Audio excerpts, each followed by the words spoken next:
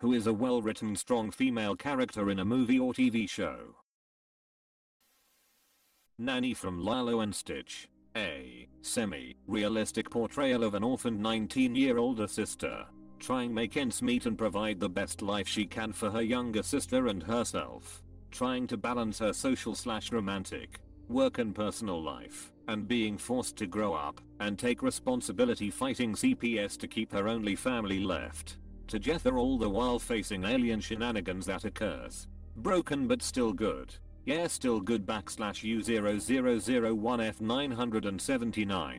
Stitch. I was hoping to see this comment. I had to scroll way too long to find this comment. Adding to this, I always liked how Nanny never dismissed Lilo's strange ideas or interests. Lilo enjoyed taking odd photos of strangers at the beach. What did Nanny do? She developed/printed Lilo's photos so she could hang them on her bedroom wall. When Lilo asked for a lobster as a pet, Nanny never made her feel stupid and instead insisted on a dog simply because they had a dog door, not a lobster door. Even when Lilo and Stitch got Nanny fired from her job, Nanny never blamed Lilo and instead joked that her boss was trying to recruit her for his army of the undead.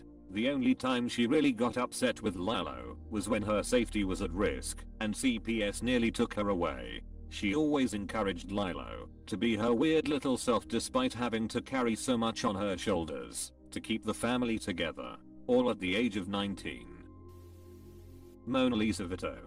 Portrayed by Marissa Tomei in My Cousin Vinny. That movie is a masterpiece, and in no small part from her contribution. Stole the show so hard she won 2 awards for it. Colonel Samantha Carter. Stargate SG-1. You blow up 1 star and people expect you to be able to walk on water. Laments Dr. Samantha Carter. We've got belt buckles and shoelaces and a piece of gum. Build a nuclear reactor. For crying out loud, you used to be MacGyver, now you're Mr. McUseless. Laments Dr. Samantha Carter. Dana Scully in The X-Files. And increased real-world uptake in STEM among women. The Scully Effect. https://cjane.org/research informs empower/the Scully Effect. I want to believe in STEM/. Similar to how Scotty from Star Trek helped a new generation of engineers. It's interesting how much pop culture influences us. Miss Frizzle. Especially when you take a look at what she gets away with. 1. Taking students on field trips without permission slips countless times. 2. Taking students into deep space in an unfit craft. 3 counts. 3. Shrinking students countless times. 4. Feeding students to another student. 5. Exposing students to dangerous environments. I want her lawyer. Sarah Connor in the films Terminator and Terminator 2, as well as in the television series Terminator, The Sarah Connor Chronicles. Came here to say T to Sarah Connor. The part when she's doing pull-ups in the mental hospital is a badass intro to a character. Loved that movie. Hello Dr. Silberman. How's the knee? Clarice Starling from Silence of the Lambs. What makes her such a good character is that despite being highly intelligent and competent, she's desperately scared and vulnerable and mostly alone. The scene where she encounters Buffalo Bill and he's trying to bluff her, and the camera pans back and you see his revolver on top of the cooker behind him. You just think, oh no, how's she going to survive this? Great character and a great performance from Jodie Foster. The whole subtext of the movie is the male gaze and how men see/treat her. She's the only prominent woman surrounded by men all the time. Biggest example is the autopsy scene, where she literally is surrounded by men and their judgment of her. Ellen Ripley in Alien. She was still vulnerable, scared and human, but she also kicked ass, saw through the corporate and military bullshit, and saved the day at every turn. Great F character. Get away from her, you bitch. She also saved Jones the cat. I convinced my wife to watch Alien one night. We got to the part where Ripley realizes Jones is trapped in the ship with the alien. My wife made an alarmed upset sound. I immediately said she saves the cat. Then I said sorry. Spoiler. My wife said you made the right choice. Apostrophe. Kamina Drummer, Christian Avicerola, and Bobby Draper from The Expanse. Edit. Basically every female character in the show. Shoria-Lu Avicerola is also probably on the same level as Samuel Jackson, When it comes to welding the word fuck, there is a line of hers somewhere around season 3 where she says I will rain hellfire down on the Mally, sampled it and pitched it down 2 octaves. Literally Satan. Avasarala from The Expanse. Bobby is badass. Avasarala is scary. Both are great. Drummer is both. Coincidentally, watch the series. Just about finished with Leviathan Wakes. Olivia from Fringe. Haha. Watching Fringe RN, and I was like, why has no one said Olivia? Kim Wexler in Better Call Saul. I like Kim because she has depth. Lots of writers don't understand that you can write a strong character who has flaws, makes mistakes, and shows vulnerability from time to time. Yes, totally agreed. In the first couple of seasons she was a bit more of the badass bitch stereotype, though still way more layered than most other characters that fit into the trope, but then the complexity you start to see from her is astounding. Zoe Washburn in Firefly. You fought with Captain Reynolds in the war, fought with a lot of people in the war, and your husband, fight with him sometimes, too.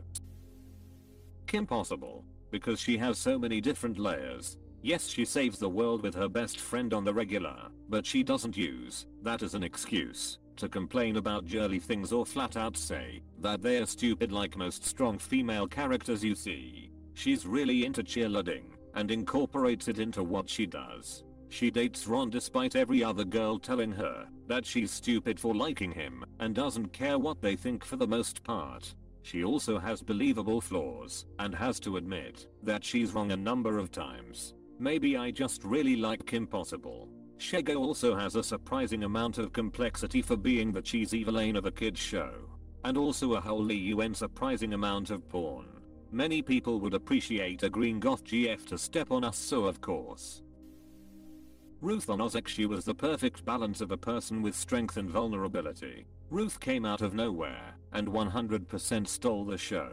Even with a cast packed full of excellent actors and characters. Liza Hawkey in Full Metal Alchemist. I love all the female characters in FMA. They are all written well. All of the Romu Arakora's fantasy stuff is great tbh. Really excited to see where her new series goes. Erin Sun from Farscape. Sarah McKenzie from JAG. They did a good job with Claudia Black on SG-1 too. I will forever love Veronica Mars. Also Alina in The Good Place. But Veronica Mars was what made me fall in love with Kristen Bell's acting in the first place. Veronica is strong, smart, has incredible backbone, but isn't a perfect Mary Sue either. Great character. Just everyone that Kristen Bell plays, except for Sarah Marshall. Forget her. Leela from Futurama. Sure, she's strong, but she can't hold a candle to a man like Lee Lemon. Private. Lee Lemon might be the finest recruit in all my years of service. That young man fills me with hope and some other emotions that are weird and deeply confusing. He's a man's man. Chihiro from Spirited Away. She's just a young child, yet she's so brave. Most of Miyazaki's heroines, and specifically because he felt the need to. When it comes to that though, Mononoke kicks the S out of Senator. Yeah, but Lady Eboshi is one of my favorite antagonists in any movie ever. CJ Craig in The West Wing. You can't do that. Why not? Cause it's freaking me out. As someone that deals with map projections regularly, that scene always cracks me up. Map projections are not intuitive to the average user. Suki in Atla. To be fair, most female characters were great. To be fair, all the characters were great. Toph and Katara were both literally and figuratively strong, while both being very different types of people. It's good to show that women can be motherly and loving or complete role in the mud tomboys and still both be strong and women.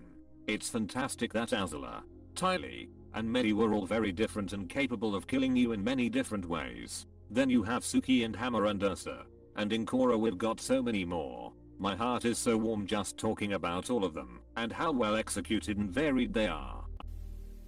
Rebecca Hannah Waddington from Ted Lasso. Keely 2. Fuck, you're amazing.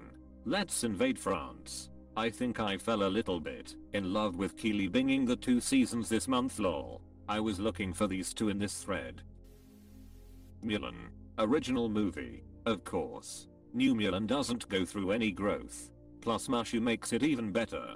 My husband actually called me halfway through the remake, furious that there were no songs and no Mushu, and he refused to continue watching. So thankfully, I have only seen the original. Exceptional movie. Your husband made it further than me. I turned the remake off after 5 minutes and put on the original. The remake is an atrocity. Ellie Sattler from Jurassic Park. Even the granddaughter. At first the boy would have been both the dino nerd and the computer nerd, but they changed it to the girl being the computer nerd. It balances it quite nicely, plus computers were still being seen as a boys thing, so that was also a nice subversion. I believe in the book she's obsessed with baseball instead. Drive. Wendy Kerr in Mindhunter. Another unattractive call out. I loved her in Fringe. She's a great actress who deserves more attention. Most of the dinosaurs in the first Jurassic Park. Clever girls. Derry girls. Maybe not strong characters, but deep and well written ones. I really want a shirt that says massive ride. Massive. Massive ride. Buffy. The Scooby Gang faces a large collection of vampires. Angel, we need you to distract the vampires. Buffy, right. Xander, what are you gonna do? Buffy, I'm gonna kill them all. That ought to distract them. Katara in Avatar television series. Toph and Suki too. In my opinion, edit. How could I forget Azula? May entirely. Remember them only thanks to another comment here. So credit to them. I guess there were many well-written female characters there. Imo Azula was a well-written character because she was so mentally weak. She was daddy's girl who got told she was perfect so many times she couldn't handle failure, and her mother judging her for being an actual sadist set her up so she couldn't handle rejection. And that's why she broke down when her dad left her back home in the series finale. It made perfect sense. To the point her weakness never came off as lol emotional girl.